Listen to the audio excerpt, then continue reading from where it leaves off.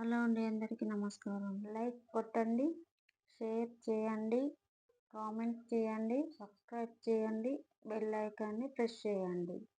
3 ఉల్లిగడ్డలు, 4 టమాటాలు, 10-15 గల్ల పచ్చిమిరపకాయలు ఇవన్నీ కట్ చేసుకొని మిక్సీలో వేసుకోవాలి. పుదీనా మరమరాల ఉగ్గాండి తయారు చేస్తున్నాను. పుదీనా ఆకులను ఒక కట్ట వేసుకోవాలి. మిక్సీలో పేస్ట్ని పట్టిన తర్వాత స్టవ్ మీద పెద్ద గిన్నె పెట్టాలి. ఇలా గిన్నె వేడైన తర్వాత 4 స్పూన్ల ఆయిల్ వేసుకోవాలి. ఇడ్లీ దోశల కన్నా ఈ టిఫిన్ 10 నిమిషాలలో రెడీ అవుతుంది. ఆరోగ్యానికి మంచిది కూడా.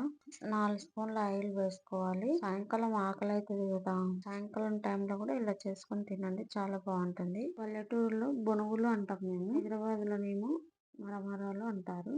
ఇక్కడ మరమరాలు అంటారని నాకు అస్సలు అర్థం కాలేదు ఏంటని. తర్వాత అర్థం చేసుకున్నాను. ఆయిల్ వేడైన తర్వాత 5 ఎండు మిరపకాయలు వేసుకున్నాను. కరివేపాకు వేసుకోవాలి. ఇందులో ఇందాక మిక్సీ పట్టుకున్న పేస్ట్ ను వేసుకోవాలి. నూనెలో చక్కగా ఫ్రై అవ్వాలి, పచ్చివాసన అంతా పోవాలి.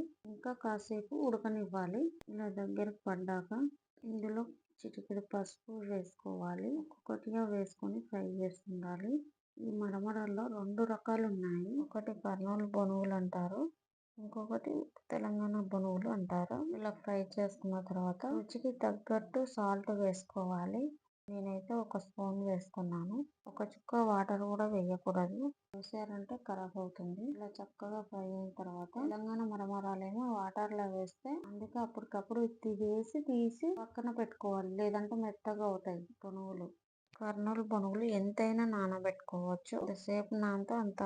కర్నూలు మరమరాలలో ఎక్కువ ఫ్రై అయింది కదా, నానబెట్టుకొని ఎంబడే తీసి పక్కకు పెట్టుకున్నాను. ఒక చుక్క వాటర్ లేకుండా ఇందులో వేసుకోవాలి. బొనుగులు మొత్తం కలిసే వరకు కలపాలి. కర్నూలు బొనుగులు అయితే ఎక్కువ సాల్ట్ ఉంటుంది అందులో, అందుకే తక్కువ సాల్ట్ వేసుకోవాలి. ఇది మాత్రం మీరు మర్చిపోకండి. తెలంగాణ బొనుగులు అయితే సాల్ట్ తక్కువ ఉంటుంది కాబట్టి వేసుకోండి ఉప్పు. టేస్ట్ కు తగ్గట్టు సాల్ట్ వేయండి. చూడండి ఎంత కలర్ఫుల్ గా ఉందో. పుదీనా మరమరాల ఉగ్గాండి రెడీ అయ్యింది. చాలా టేస్టీగా ఉంటుంది. మంచి వీడియోతో వస్తాను.